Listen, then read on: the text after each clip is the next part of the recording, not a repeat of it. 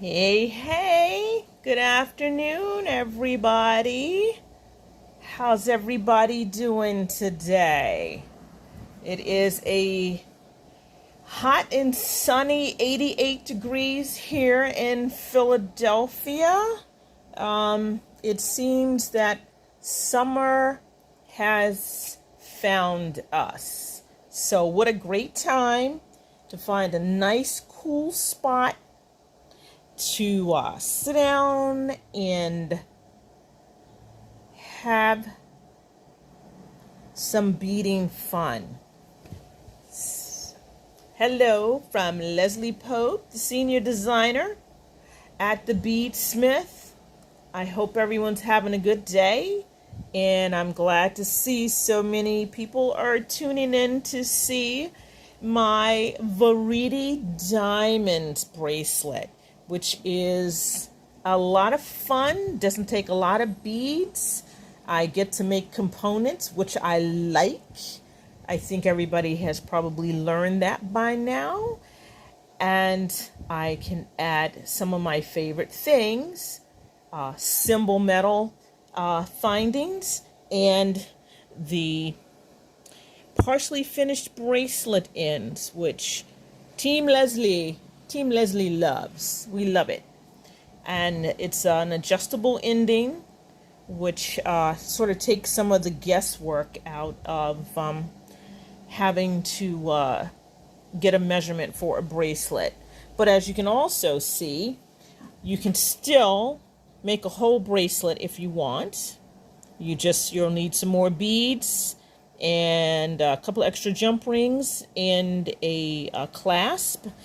Wow, hi from Canada, hi from Syracuse. I saw a couple other things, Alabama. They went by my screen too fast.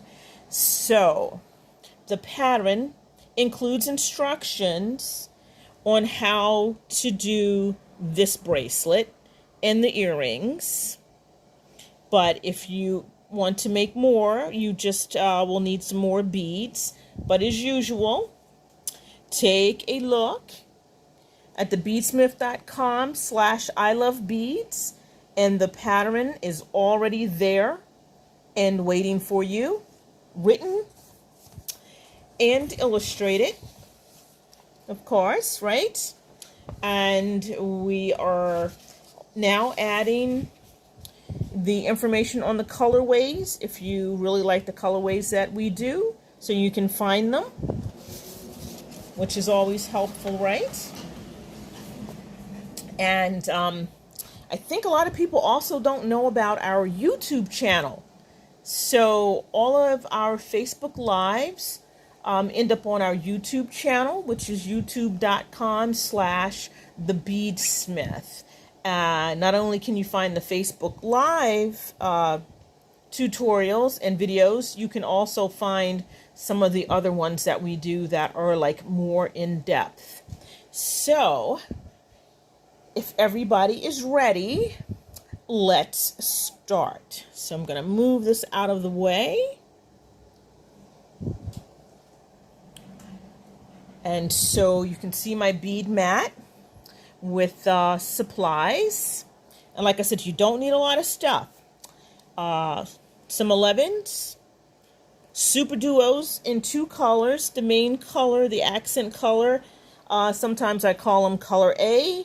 Sometimes I call them color B, color A and color B, or main and contrast. And then the Varidi finding, it's a bead substitute. That's the exact same size as your super duo. And it's got a little like texture on it. It's a lot of fun. So that's what the bracelet is named after. But the connectors are called Varidi. And as you see, you get this nice hoop here so you can attach your jump rings. And of course, it's also the size of a super duo, and you can just sew through it. And it, as usual, the symbols are meant to integrate directly into your work. Partially finished bracelet in. a few 6mm jump rings for attaching the components and adding the chain to the end of your earrings, and a pair of ear wires, whichever ear wires you would like. I like these guys because you can just open them up and slide them in and close them up, and your earring is done. And let's see. Okay, this is a 2-needle project. I'm using 6-pound fire line and 2 size 11 needles. You're going to need snippers for the fire line, 2 pairs of pliers for attaching your jump rings, and of course I am such a fan of the microfine pliers, which you can get into really tight work, and small chain in your jump rings. Those are my favorite. And flush cutter to cut your wire. Sorry, not to cut your wire, to cut your lengths of chain. So let's get started. So the first thing you're going to do is cut 26 inches of fire line and place a needle on both ends of your fire line. Pretty simple, right? And I know, Kathy, that you do not like doing 2-needle work, but let me tell you, I tried to do this thing with 1 needle, and repeating the thread paths was a nightmare. So you'll be happy that I did it 2-needle. So let's get started. So the first step is you pick up an 11, a main color super duo, a Varidi end, your second main color, and another 11. And then you're just going to slide all those guys, right, down to the center of your thread. So this is going to be a little fidgety, but by the time you get a couple of rows on, it won't be as much. So you're going to sew back through the super duo, only that one super duo with 1 needle, because you're going to make what Leslie and I call rivets, and it's just a nice way to turn around in 2 whole beads without having your thread on the outside of your beadwork. So it's almost like a stop bead. All right, and then we're going to do the same thing on the other side. You're going to sew through the same hole of the super duo. Come on, baby. There we go. Same hole of the super duo, not the 11, because you want your 11 to lock your super duo. And then out through the open hole. And of course, if I did not say this, because I know I didn't, before stitching with any 2-hole beads, make sure that both holes of your beads are open, because you don't want to get to your next your next hole and not be able to get through. So that's row 1. So row 2, you're going to pick up a main color super duo and an 11. Slide it down and then sew through both of those super duos. And I timed myself because I wanted to see if I could do this on Facebook within the allotted time, and I think I'll be able to do it. Okay, and then you're going to pick up your accent color and sew through your second super duo, and then do the reverse on the other side. So you're going to pick up a super duo and your 11,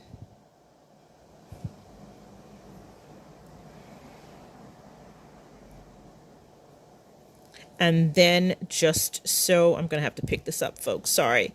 And so back through that super duo only to add your rivet, and then go out your second hole. So that's needle number 1. I'm going to put that aside. And needle number 2, sew through the super duo.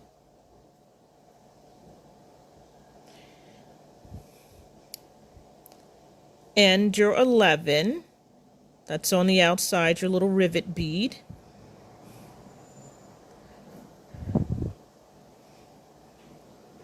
And this is more to secure it and get you to the other side of your work without too much trouble. So everything in this project, all your thread paths should mirror each other.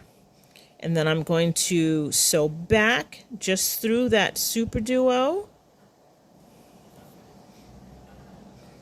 and out through the second hole. So as you see, both of your threads are coming out. Why did my mat move? Sorry, folks. Out through the open holes of either side of the super duo.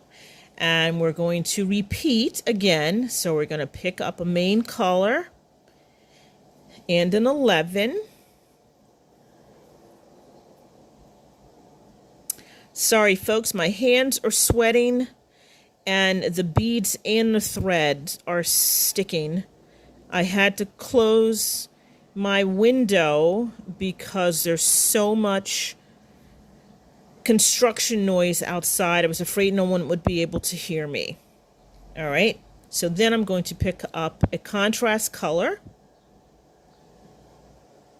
and sew through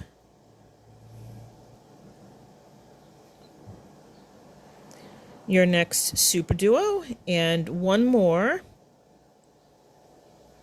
and sew through the end super duo. Then another main color and an 11.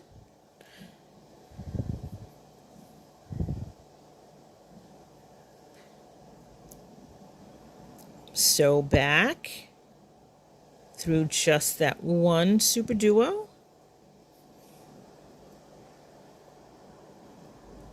And out the open hole.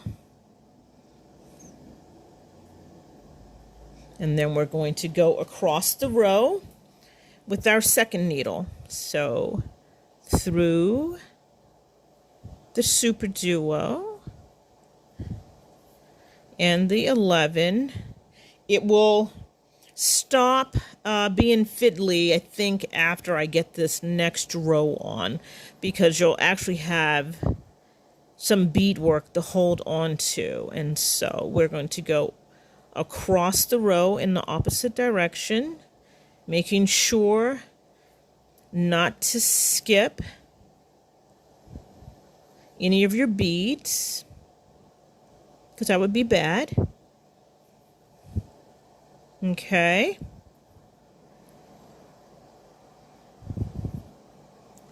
Back through the 11 and the super duo and out the second hole. So you'll know you're doing things right if your threads are always going out of your work.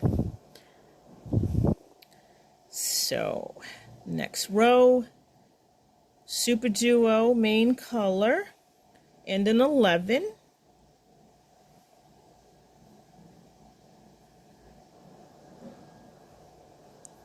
Back through those two super duos. Get up right there we go. And then a contrast color. And we're going to add our Varidi, which is going to be the accent in the middle of your diamond.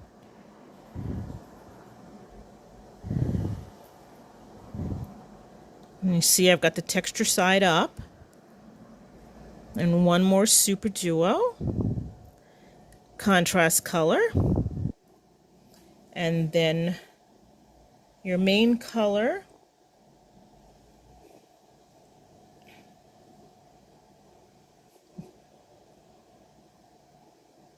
Now this is going to get a little, it's going to seem a little strange, but this is the point, the middle point of your piece.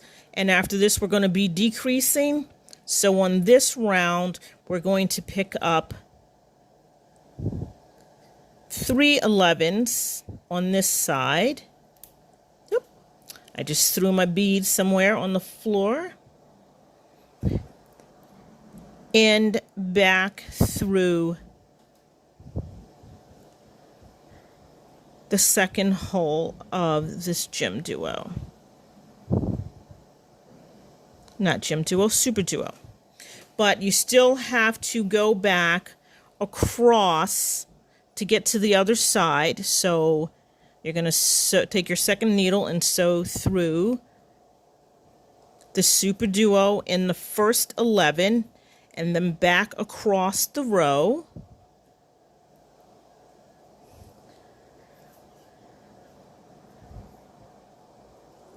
Making sure you get all of your beads. And this time, when you sew through the 11, you're going to pick up 2 more 11s and sew through the open hole of that super duo, so you're mirroring the other side of your component. So from this point, we are now going to start decreasing down to the other, to get to the other point. So main color, super duo, your contrast through the Varidi,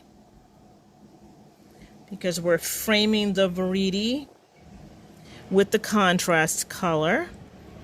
And this is the burnt copper metal lust, a color that I absolutely love.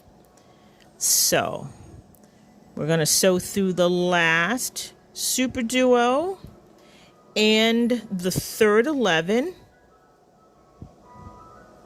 and then we're going to have to sew back through 2 super duos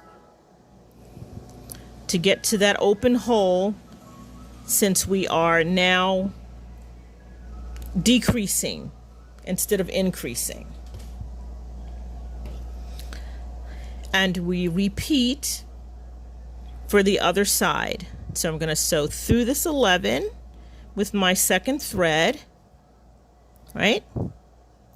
Then back across the row.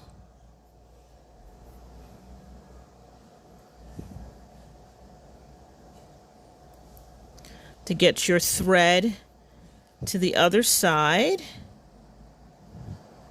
Sew out through the last super duo and the 11. And then back through 2 super duos and out through the open hole. So now you sort of have like a little peak coat on the outside of your component, so that, you know, lets you know that you're at your halfway point. And so then it gets easier from here, because you're going to pick up an 11 and sew through your super duo and add your super duos in between. So this one's the main color through a contrast, right? And then a contrast.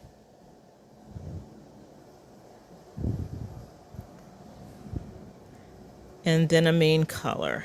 So you can see how I framed the Varidi bead substitute with the copper color super duos.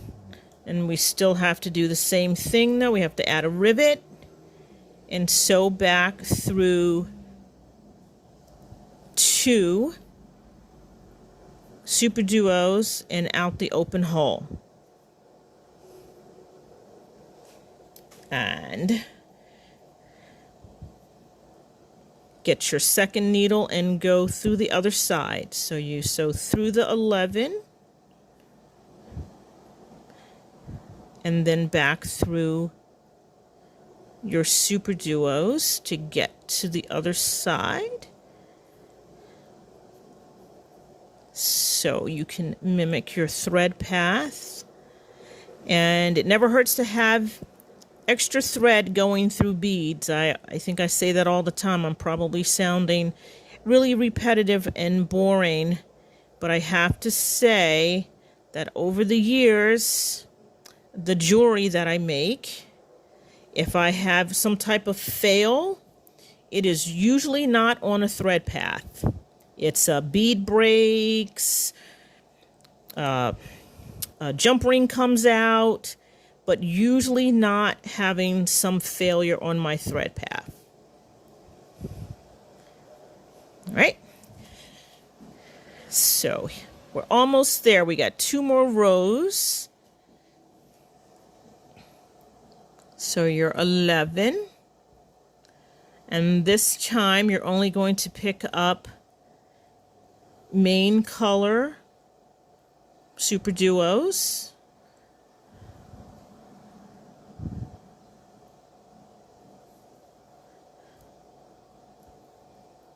And you're 11 to lock the row.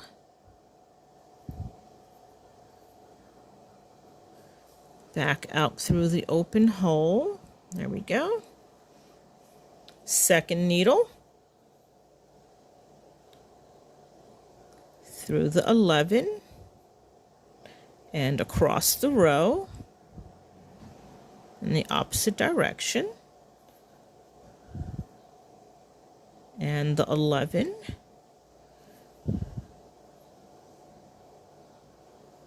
There we go.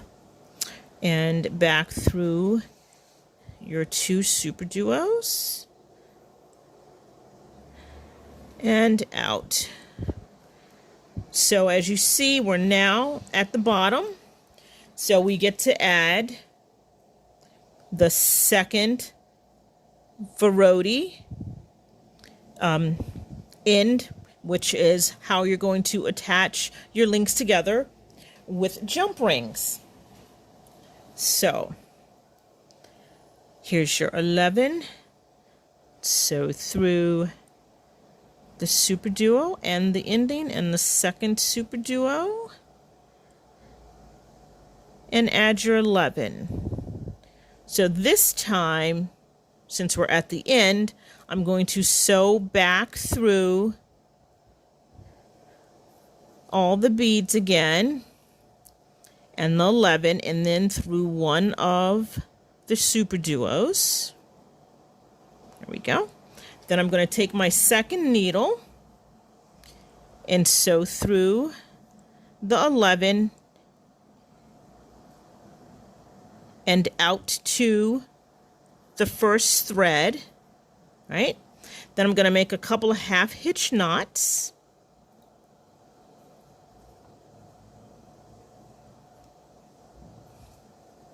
To secure. And then you can run your thread around following the thread paths. And I don't run it through too many beads, just a couple of beads. And you know, you do your turnaround on the inside of the super duos. And then I'm gonna that out that side. And then I'm just gonna snip that off. You should have enough thread passes through your beads that you don't have to worry about the threads coming loose after you make your knots and run your needle and thread through a couple of beads. Okay, there we go.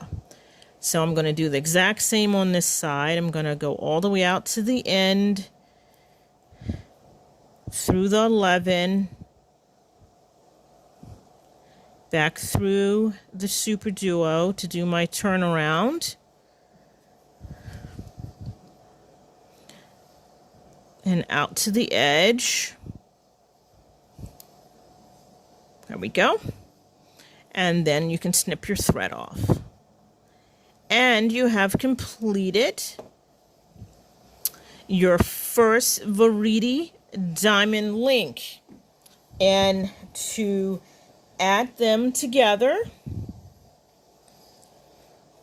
want to make sure that your Varidis have their textured size up, and you would grab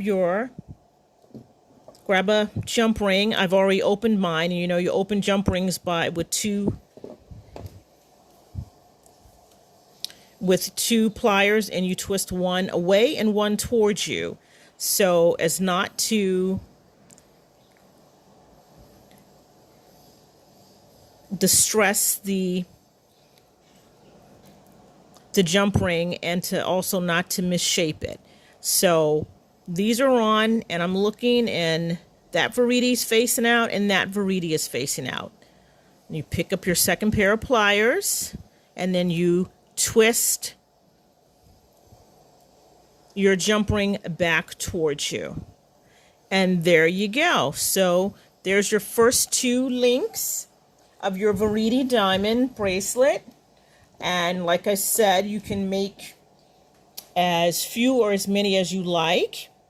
But if you do decide to use the partially finished bracelet in, remember that your beadwork needs to go from wrist bone to wrist bone, so you will have enough give to slide the beadwork over your hand.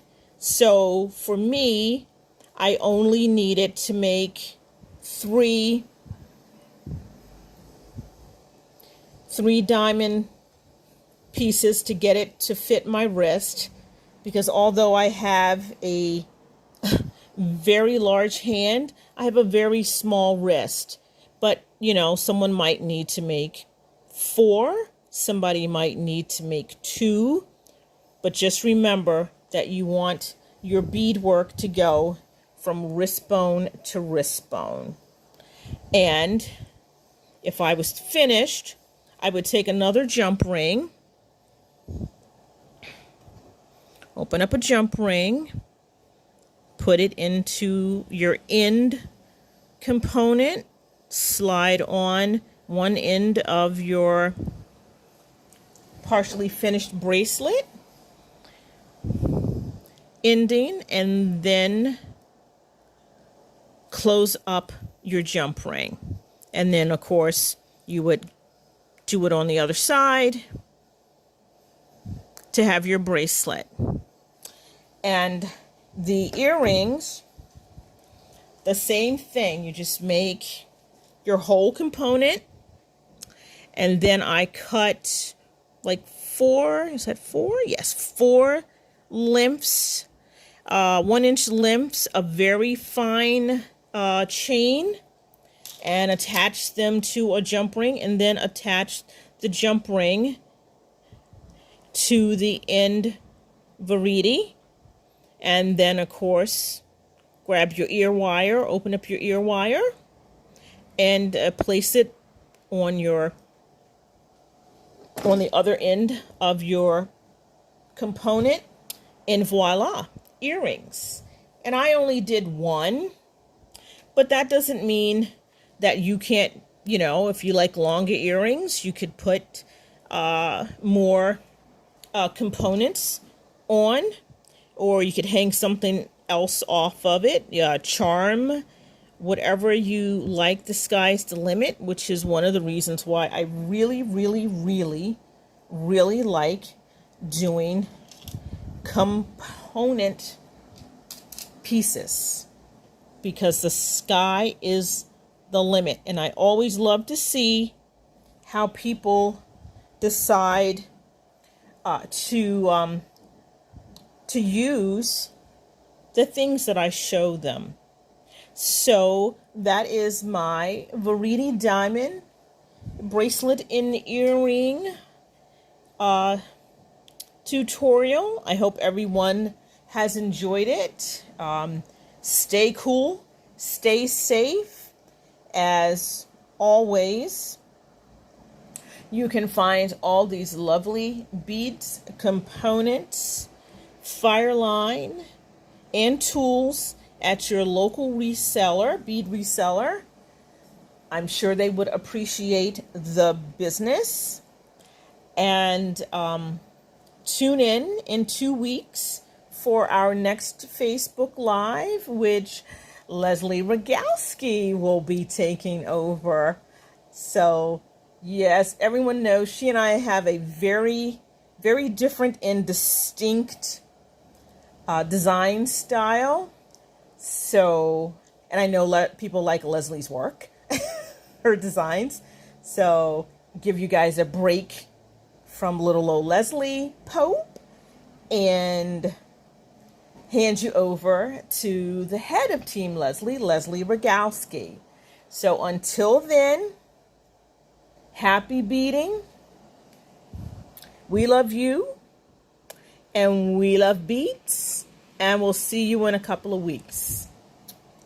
Bye, everyone.